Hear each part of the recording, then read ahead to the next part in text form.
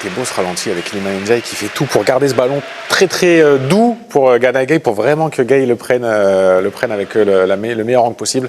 Magnifique ce but de l'ancien Parisien sur une passe de l'ancien Marseillais. La veille d'un classique, ça ne s'invente pas.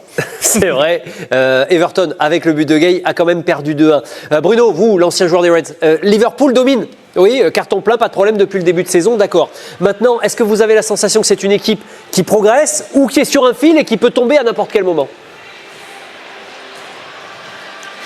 Plutôt qui est sur un fil et qui peut tomber à n'importe quel moment. Je pense qu'ils ont eu quand même énormément de réussite. Alors pas forcément ce soir parce que ils avaient un tout petit peu de marge, mais que ce soit contre l'Atlético en Champions League, que ce soit contre Bournemouth, contre Newcastle, à chaque fois on a la sensation qu'ils ont le match en main, qu'ils doivent maîtriser et dominer encore un petit peu plus. Et malheureusement sur les deuxièmes mi-temps, ils ont des temps faibles qui sont assez faibles, où on sent qu'il manque d'intensité défensive, que offensivement c'est plus dur de faire les courses vers l'avant, d'être disponible pour garder le ballon. Donc c'est bien d'un point de vue comptable et c'est parfait même, mais c'est vrai que sur le contenu on peut se poser quand même quelques questions si sur la durée ça pourra tenir. Ce qui est surprenant, Bruno, c'est ce manque de maîtrise, c'est au milieu de terrain où il n'y a quasiment que des joueurs qui étaient là l'an dernier. On exclut Wirtz qui joue un peu plus haut et qui en plus aujourd'hui pour le coup n'était pas titulaire.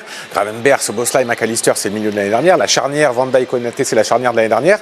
C'est pas sur ces postes-là qu'il y a des nouveaux joueurs. C'est surprenant quand même de voir Liverpool aussi peu serein dans ces domaines-là.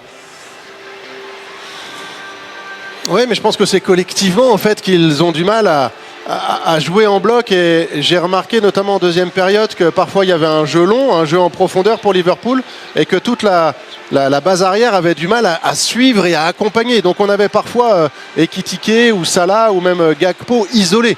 Et dans ces cas-là, c'est plus difficile d'enchaîner, ou alors ils ne peuvent pas réaliser des exploits et dribbler 2-3 joueurs à chaque fois.